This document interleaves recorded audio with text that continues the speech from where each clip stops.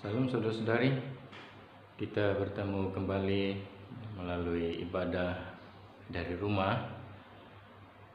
Ini merupakan ahad yang ke-9 kita tidak dapat hadir bersama-sama dalam ibadah ataupun mengadakan ibadah kita di gereja. Bagaimanapun doa kami, saudara-saudari tetap sehat, baik, dan iman yang terus bertumbuh di dalam Tuhan dimanapun saudara-saudari berada pada hari ini, pada minggu yang akan datang, dan seterusnya. Saya ingin terus untuk lanjut daripada tema yang saya telah khotbahkan pada ahad lepas mengenai tetaplah kuat, untuk menggalak saudara-saudari di dalam imanmu dimanapun engkau berada pada saat-saat seperti sekarang ini.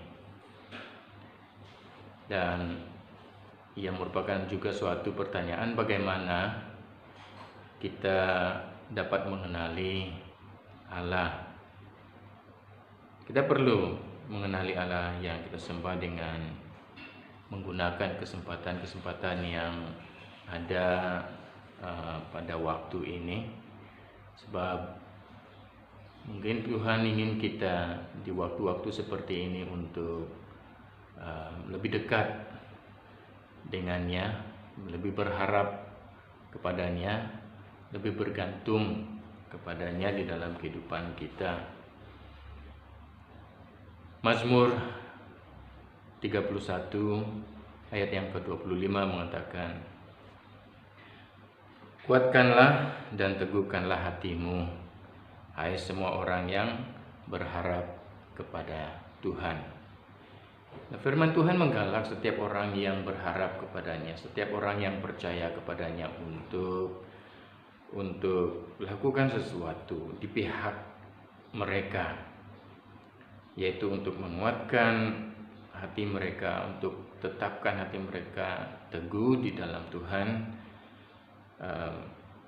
untuk terus bersama-sama dengan Tuhan melalui semua yang dihadapi. Karena ia berbicara tentang, ia memanggil, ia suatu undangan untuk setiap orang yang berharap kepada Tuhan, supaya mereka tetapkan perjalanan mereka dengan hidup hati, kehidupan rohani mereka kuat dan teguh.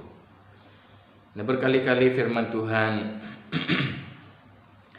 mengajak kita untuk percaya kepadanya, ya, untuk kita yang percaya kepadanya untuk tetap kuat, tetap teguh di dalam iman. Sebab kita akan dicobai dan menghadapi keadaan-keadaan yang sukar terus-menerus. Jika tidak kita kuat, kita akan dikalahkan dalam iman kita.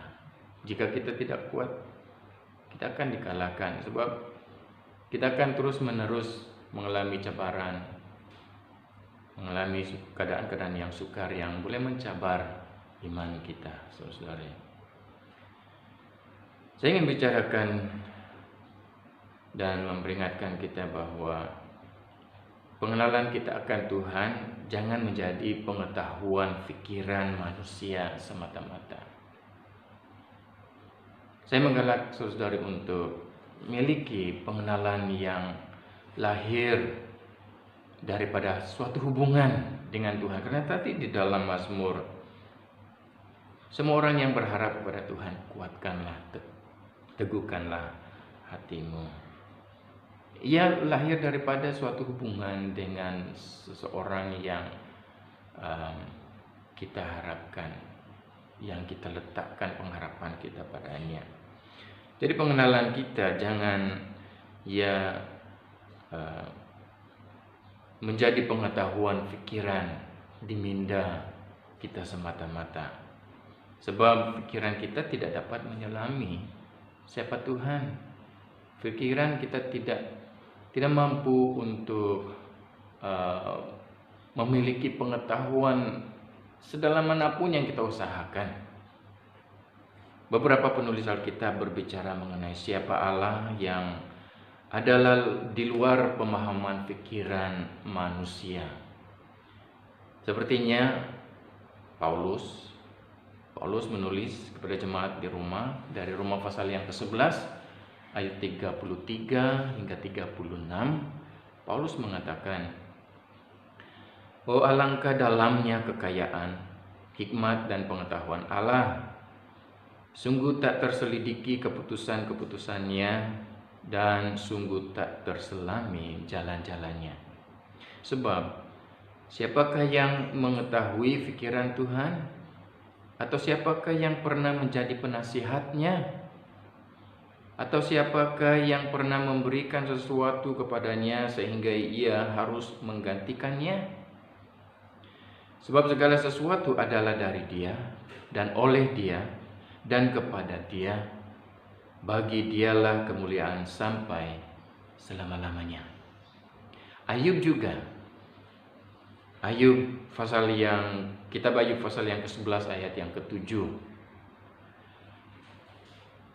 Ayub dipercayai hidupnya lebih kurang pada zaman Abraham.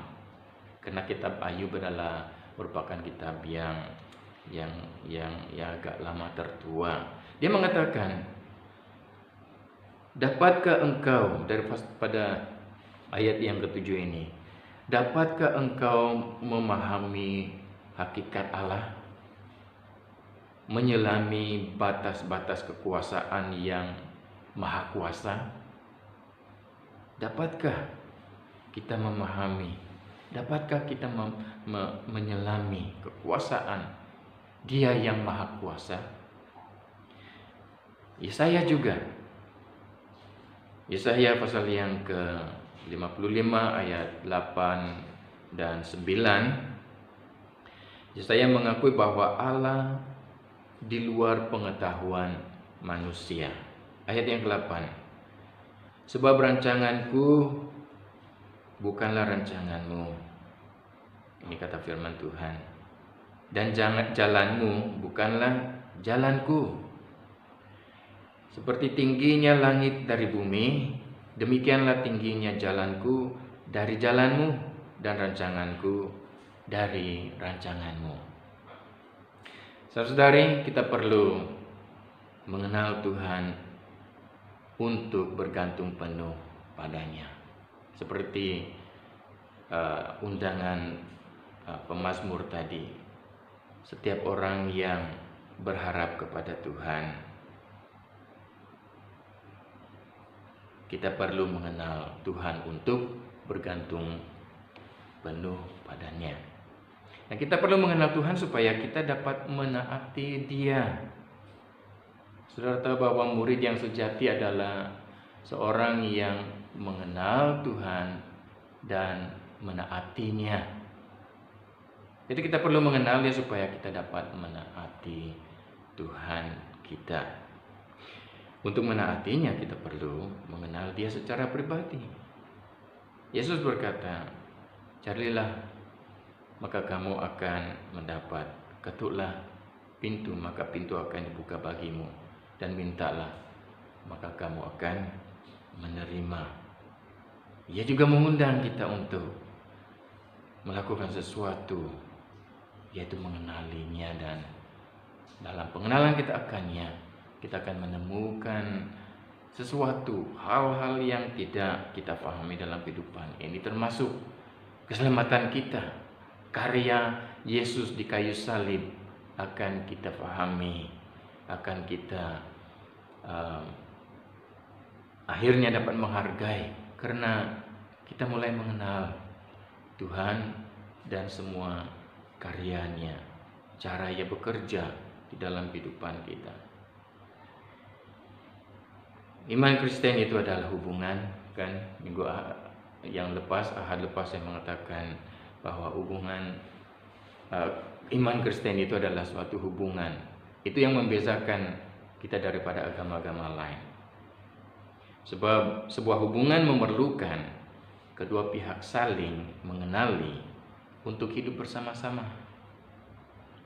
Semakin lama kita percaya, seharusnya saudara, semakin kita mengenalinya. Siapakah Allah Tuhan yang kita percayai? Siapakah Dia yang kita ingin agar semakin kita mengenalinya, supaya kita dapat menjalinkan hubungan yang semakin erat dengannya. Mari kita membaca dan belajar daripada seorang penulis yang menulis pengalamannya dari pengenalannya tentang Tuhan Allah yang ia percayai, yaitu daripada Mazmur 91 ayat 1 dan 2. Mazmur 91 ayat 1 dan 2. Ayat 1 mengatakan, orang yang duduk dalam lindungan yang maha tinggi dan bermalam dalam naungan yang maha kuasa akan berkata kepada Tuhan, tempat perlindunganku dan kubu pertahananku, Allahku yang kupercayai. Yang saya ulangi, orang yang duduk dalam lindungan yang maha tinggi dan bermalam dalam naungan yang maha kuasa akan berkata kepada Tuhan, tempat perlindunganku dan kubu pertahananku, Allahku yang kupercayai. Dari kedua ayat ini terdapat 4 nama untuk Allah. Suatu hal yang perlu kita selidiki dan perlu kita pelajari.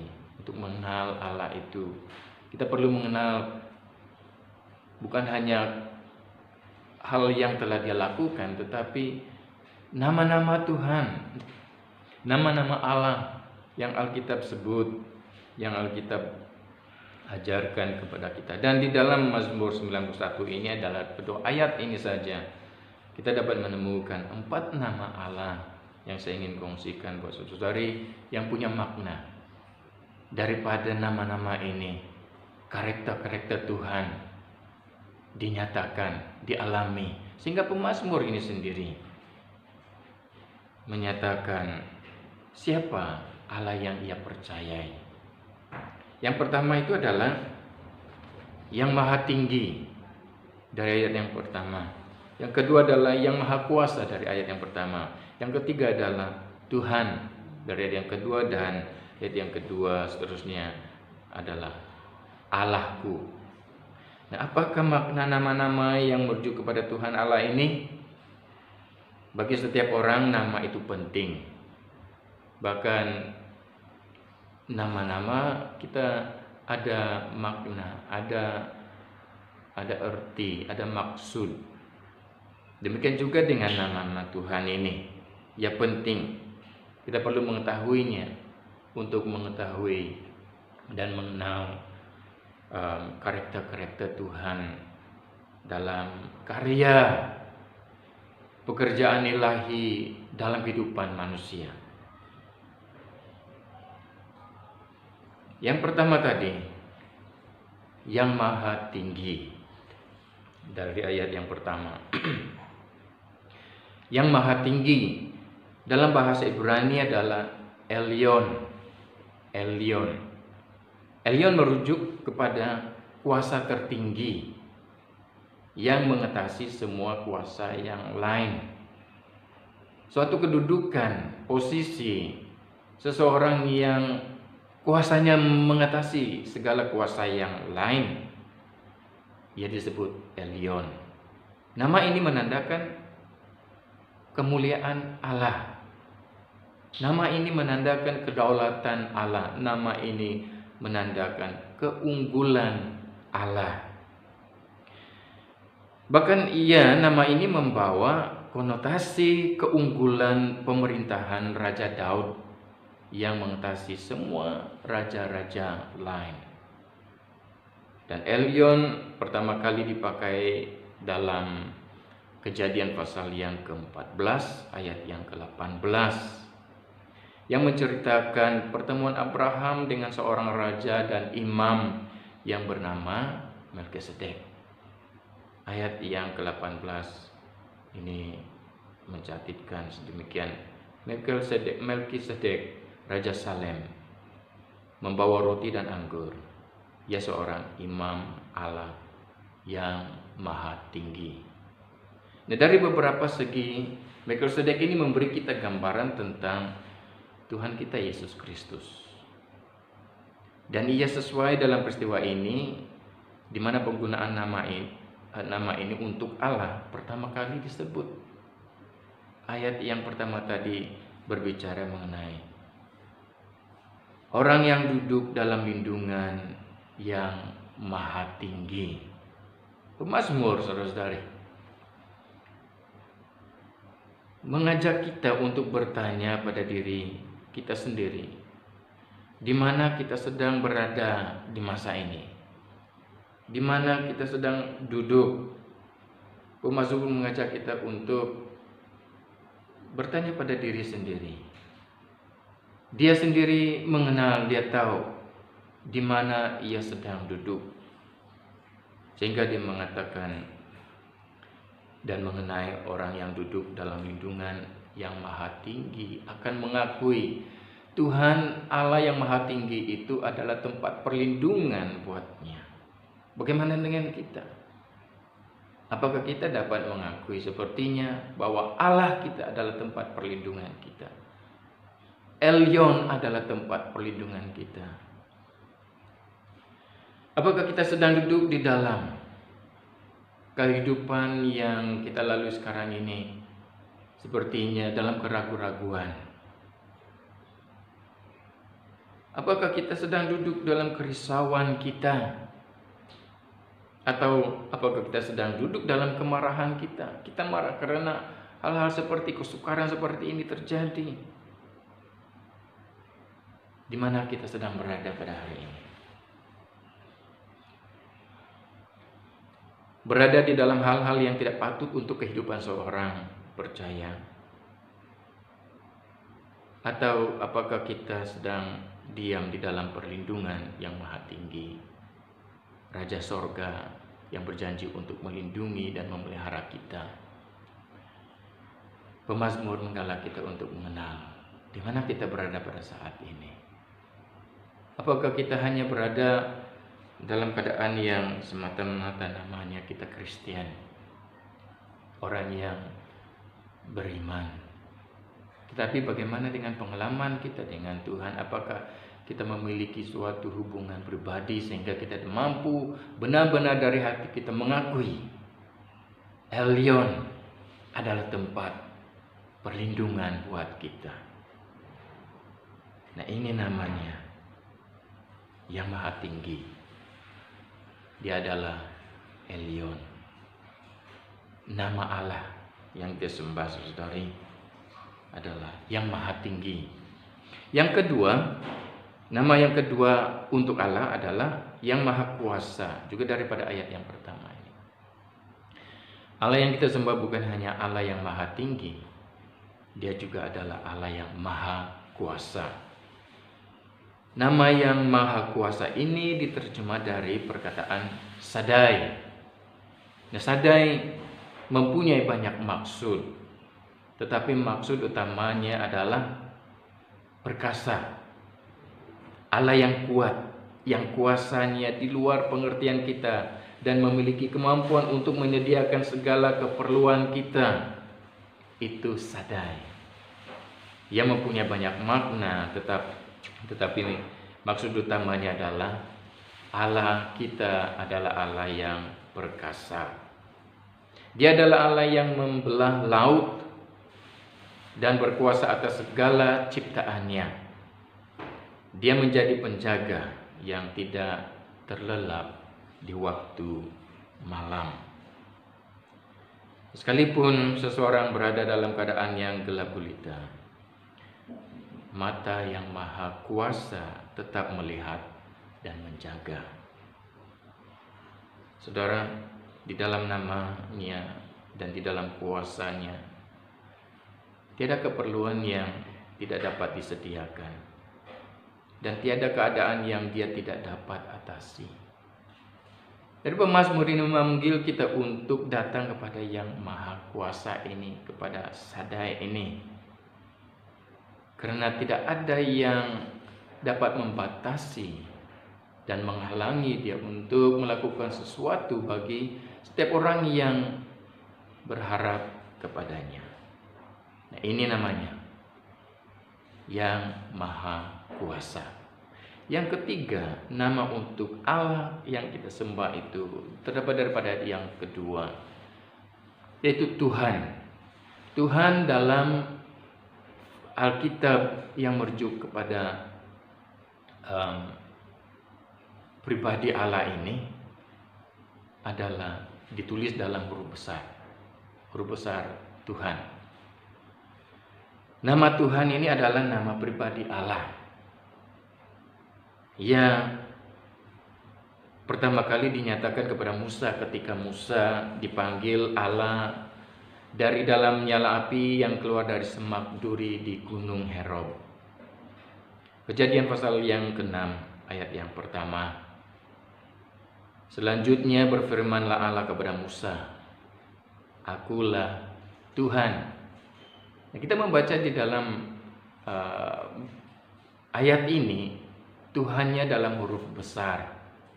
Tujuannya ditulis seperti itu supaya kita dapat memahami bahwa ini merujuk kepada nama pribadi Allah.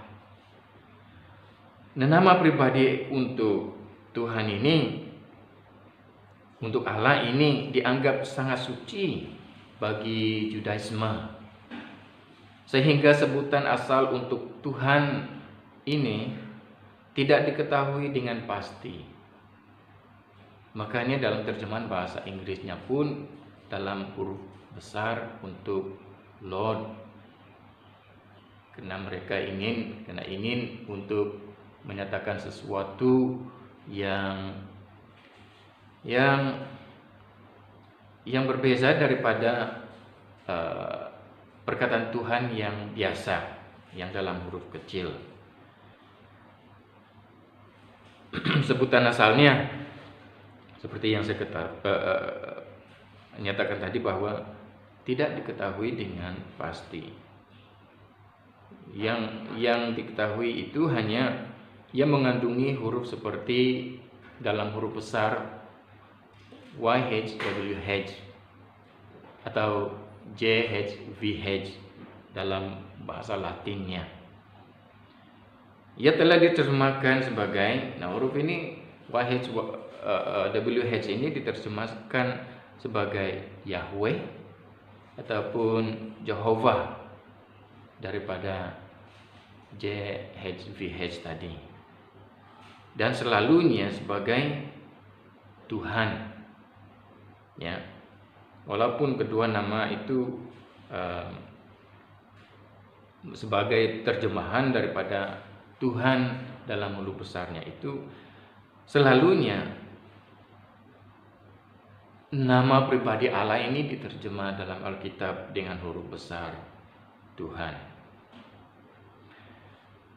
Kepentingan nama ini adalah ia mewakili nama yang berkaitan dengan Allah yang mencari kita untuk mengenali Dia dalam pengenalan yang mendalam dan di tahap pribadi. Nama Tuhan dalam huruf besar ini yang disebut terjemah sebagai Yahweh ataupun Jehovah ini berkaitan dengan Allah yang mencari kita, Allah yang ingin kita mengenalinya, Allah yang ingin kita mengalami Dia dengan pengalaman yang mendalam, pengalaman yang pribadi dengannya. Nama Tuhan dalam huruf besar ini mewakili pribadi Allah, nama Allah yang berkaitan dengan kerinduannya, tindakan sehingga Dia bertindak untuk mencari kita. Sehingga firman Tuhan mengatakan bahwa Dia yang mengambil inisiatif untuk mencari kita. Allah yang perkasa, memiliki kuasa ilahi atas semua yang ada. Dia adalah juga Allah yang mengetahui jumlah rambut kita, saudari. Jumlah rambut kita di kepala kita. Dia juga mengetahui setiap sukacita kita. dan ketakutan di hati kita. Dia juga adalah yang mengingini kita untuk mengenal Dia dengan intim sebagai seorang kawan. Ini Tuhan yang sekalipun adalah perkasa, memiliki kuasa ilahi yang mengatasi segala kuasa-kuasa yang ada. Namun Dia sangat mengenal kita secara pribadi. Dia tahu apa yang kita alami di hati kita, keadaan hidup kita, pengalaman setiap hari yang kita lalui. Tuhan tahu. Allah yang mencipta alam semesta dan segala yang ada di dalamnya bukan hanya tidak dapat diselami oleh pikiran manusia, tetapi adalah juga seorang Bapa yang dekat. Dia bukan hanya seorang Allah yang tidak dapat dikenali oleh pikiran manusia. Dia juga adalah seorang penebus. Dia seorang kawan untuk kita.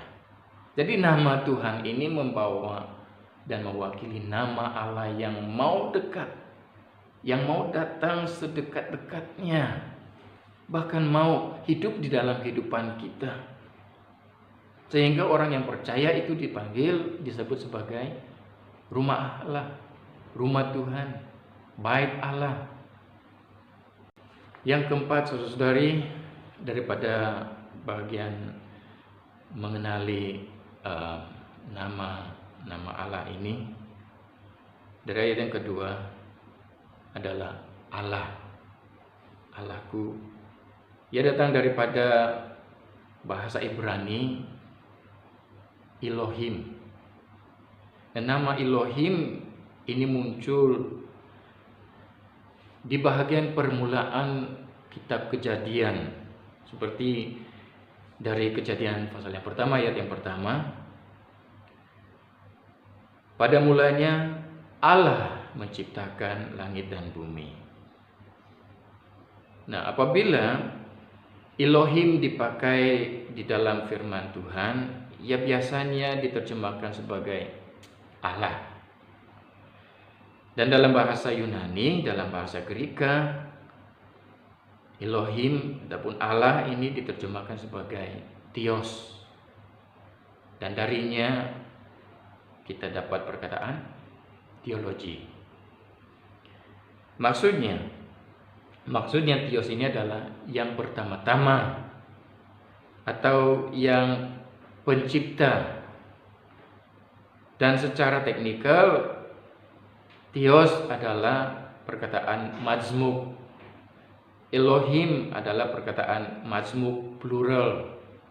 Maka itu ya sesuai dengan rujukan terhadap Allah, seperti dari Kejadian pasal yang pertama ini yang merujuk kepada Dia adalah Allah yang satu-satunya pencipta segala sesuatu. Namun sekalipun walaupun Dia adalah satu, namun perkataan ini adalah mazmuk.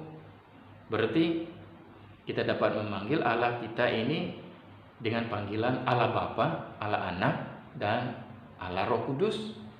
Karena Elohim membawa suatu perkataan yang mazmuk.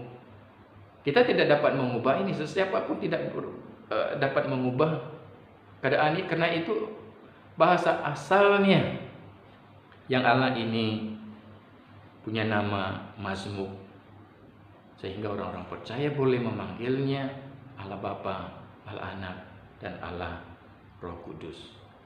Maka tidak salah kalau seseorang itu yang percaya kepada Tuhan Yesus itu akan percaya kepada Allah yang satu, tapi punya Trinitas, punya peranan yang berbeda sebagai Bapa, sebagai Anak, dan sebagai Roh Kudus.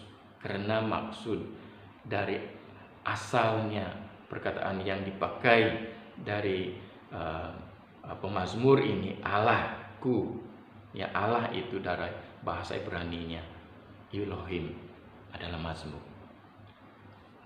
adalah plural. Dari antara rujukan lain yang berbicara mengenai siapa Allah, dari kedua ayat ini si pemazmur memperkenalkan siapa Allah kita dan siapa Tuhan kita ini dengan sangat indah. Dia membawa kita untuk mengetahui bahwa karena namanya kita menjadi kuat. Karena namanya kita dilindungi di dalam tangannya yang perkasa. Karena namanya kita dijaganya siang dan malam. Karena namanya kita dipelihara bagaikan biji matanya sendiri. Dari dua ayat ini saja kita dapat melihat keindahan Allah yang kita sembah. Keindahan Allah bagi setiap orang yang percaya kepadanya. Rancangannya yang lebih tinggi daripada rancangan kita. Namun kita dapat berbicara kepadanya sebagai kawan. Betapa indahnya Allah yang dirujukkan oleh si pemazmur ini untuk kita kenali. Sekalipun dia adalah di luar batasan pengertian pikiran manusia, namun ia dapat datang dan berbicara, bergaul, tinggal bersama-sama dengan kita sebagai seorang kawan. Allah yang tidak dapat diselidiki oleh pikiran manusia, namun pada masa yang sama dia sangat dekat kepada kita. Dalam naungan dan perlindungannya kita dapat ketenangan jiwa. Dalam naungan dan perlindungannya yang dekat, sekalipun dia perkasa, dia tidak dapat diselami oleh pikiran manusia, kita mendapat penghiburan. Di dalam naungan dan perlindungannya, pemazmur membawa kita untuk melihat bahwa kita mendapat kekuatan. Sangat indah keindahan Allah yang kita dapat lihat daripada kedua ayat ini. Jadi saudari, jangan hanya kita memiliki pengetahuan akan Tuhan, tetapi mengenalnya sebagai hasil dari hubungan dengannya. Karena iman Kristen adalah hubungan. Jadi jangan hanya kita mengenal, jangan hanya kita memiliki pengetahuan semata-mata ya, yang hanya di pikiran kita terhadap Allah Tuhan yang kita sembah. Tapi mari kita saudari, seperti pemazmur ini, menulis, menyatakan secara pengalaman pribadinya. Mari kita mengenal dia sebagai hasil dari hubungan kita dengan Allah kita. Sebab Tuhan mau kita mengenal dia. Tuhan memanggil kita, dia mau kita mengenal dia. Sehingga dia berkata melalui Yeremia pasal yang ke-24 ayat yang ke-7. Yeremia pasal yang ke-24 ayat yang 27. Aku akan memberi mereka suatu hati yang mengenal aku, yaitu bahwa akulah Tuhan, Yahweh tadi, ya, dalam huruf besar Tuhan, nama pribadi Allah. Maka mereka akan menjadi umatku dan aku akan menjadi Allah mereka. Sebab mereka akan bertobat kepadaku dengan segenap hatinya. Nah, melalui Nabi Yeremia Allah menyatakan keinginan hatinya. Rasul Yohanes memberitahu bagaimana kita akan mengenal Allah yang mau dikenali ini, yang adalah yang maha tinggi, yang maha kuasa, Tuhan dan Elohim Allah. Yohanes pasal yang pertama ayat yang ke-18. Tidak seorang pun yang pernah melihat Allah, tetapi anak tunggal Allah yang ada di pangkuan Bapa, dialah yang menyatakannya. Yohanes menggunakan perkataan yang terdiri daripada Elohim tadi, yang mazmuk. Kalau kita perhatikan, Allah yang disebut di sini anak tunggal Allah, pangkuan Bapa. Yohanes menyatakan suatu yang benar terhadap siapa yang umat Tuhannya percayai, yang adalah Maha Tinggi, Maha Kuasa, Tuhan dan Elohim. Yesus berkata, "Jikalau sekiranya kamu mengenal Aku, kamu mengenal juga Bapakku." Mengenal Yesus adalah mengenal Allah.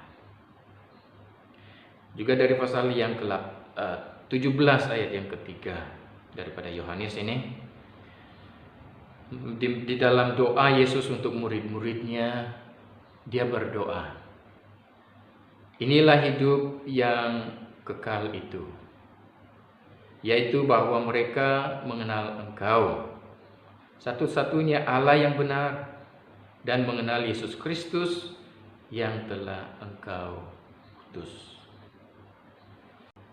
Mari kita pakai kesempatan ini untuk mengenal siapa Allah yang kita percaya. Bukan sekedar pengetahuan tentang Dia, tapi biarlah kita hasil dari hubungan dengannya. Seperti panggilan pemazmur tadi, yang menyatakan bahwa Allah itu adalah perlindungan, naungan bagi orang yang percaya, bagi orang yang berharap kepadanya. Mari kita berusaha untuk mengenal Dia. Untuk mengenal Allah adalah mengenal Yesus Kristus. Untuk mengenal Yesus adalah mengenal Allah. Kita telah melihat nama-nama Allah dari si pemazmur, karena namanya mengatasi segala nama-nama yang lain, maka kita dapat menjadi kuat. Pengenalan yang mengakui, seperti firman Tuhan daripada Kisah Para Rasul ini, tidak ada nama lain di bawah kolong langit di mana manusia dapat diselamatkan, hanya di dalam nama Yesus Kristus. Mari kita benar-benar mengalaminya sehingga kita dapat mengakuinya. Sehingga kita dapat mengatakan bahwa satu-satunya pengharapan kita, satu-satunya di mana kita dapat bersandar dan meletakkan hidup kita adalah di dalam Allah Tuhan kita Yesus Kristus. Namanya yang menjadikan kita serupa dengan anak domba Allah. Karena namanya kita telah menjadi anak-anak Allah. Nah, saya telah mencipta sebuah lagu dengan tajuk "Karena Namanya". Ini berdasarkan nama Tuhan yang agung dan mulia. Ini berdasarkan pengenalan saya tentang siapa Allah yang saya percayai. Sehingga karena namanya kita dapat dan dijadikan menjadi serupa dengan anaknya sendiri. Mari kita berdoa. Bapa, terima kasih karena firman-Mu yang membawa kami untuk mengenal Engkau, bukan sekedar suatu pengetahuan dari pikiran manusia, sebab manusia tidak dapat menyelami siapa Engkau. Tapi pimpin kami Tuhan untuk mengenal Engkau dari pengalaman hubungan kami dengan Tuhan, supaya di dalam kehidupan kami dapat benar-benar melihat yang Tuhan Allah yang kami percayai melalui Yesus Kristus adalah tempat perlindungan dan kubu pertahanan untuk kami setiap hari. Bapa, tolong kami untuk tetap kuat dan teguh di dalam iman kami pada hari-hari ini. Berkati dan sertai anak-anak Tuhan sepanjang kehidupan mereka pada hari ini dan sepanjang minggu yang akan datang ini sekali lagi Tuhan. Baik yang masih tinggal di rumah dan bagi mereka yang mungkin sudah mulai bekerja, Tuhan, siang dan malam biarlah hadirat-Mu, penyertaan-Mu bersama mereka, bersama anak-anak-Mu. Baik bagi yang terjemaat, baik bagi saudari yang mendengar khotbah ini Tuhan. Tuhan, kami doakan Engkau berkati semua. Biarlah kehidupan anak-anak-Mu ini akan terus memuliakan Tuhan setiap hari di dalam kehidupan kami. Terima kasih Bapa, sertai kami.